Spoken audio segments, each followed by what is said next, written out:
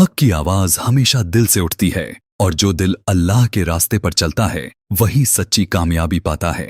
एक छोटे से गांव में अय्यान नाम का एक लड़का रहता था। गांव साधारण था लेकिन वहां के लोग अपने दिलों में ईमान की रोशनी रखते थे। अय्यान का घर भी बहुत अमीर नहीं था मगर उसके माँ बाप ने उसे हमेशा सिखाया था कि असली दौलत पैसे में नहीं बल्कि नेकियों में होती है। अय्यान के अब्बा एक मेहनती किसान थे और उसकी अम्मी बहुत ही रहमदिल औरत थीं। घर में उसके दादा और दादी भी रहते थे।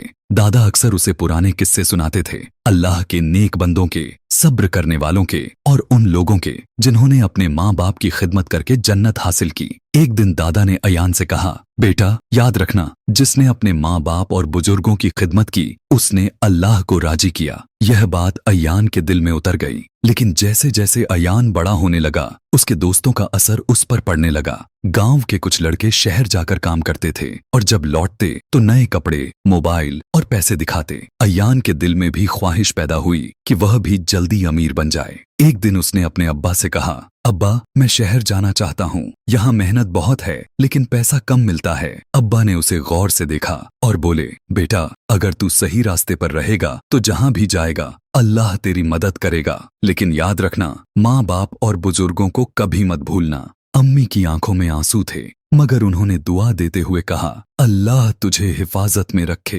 अय्यान शहर चला गया। शहर की जिंदगी बिल्कुल अलग थी। वहां तेज रफ्तार, लालच और दिखावे की दुनिया थी। शुरुआत में अय्यान को बहुत मुश्किलें आईं। उसे एक दुकान में काम मिला जहां मालिक सख्त था। धीरे धीरे अय्यान भी बदलने लगा। उसने नमाज कम कर दी, दादा दादी को फोन करना भी कम कर दिया। अब उसे सिर्फ पैसे कमाने की फिक्र थी। एक दिन दुकान पर एक बुजुर्ग आदमी आए। उन्होंने कुछ सामान लिया और पैसे देते वक्त उनके हाथ कांप रहे थे। अय्यान ने अधीर होकर कहा, जल्दी करो बाबा, मेरे पास टाइम नहीं है। बुजुर्ग ने मुस्कुराते हुए कहा, बेटा एक दिन तू भी बूढ़ा होगा। यह सुनकर अय्यान को कुछ अजीब सा महसूस हुआ मगर उसने ध्यान नहीं दिया। कुछ दिनों बाद अय्यान को खबर मिली कि उसके दादा बहुत बीमार हैं। उसके दिल में हलचल मच गई। उसे दादा की बातें याद आने लगीं। उसने तुरंत गांव जाने का फैसला किया। जब वह घर पहुंचा तो देखा कि दादा बिस्तर पर लेटे हुए हैं। उनकी हालत बहुत कमजोर थी। अय्यान उनके पास बैठ गया और रोते हुए बोला,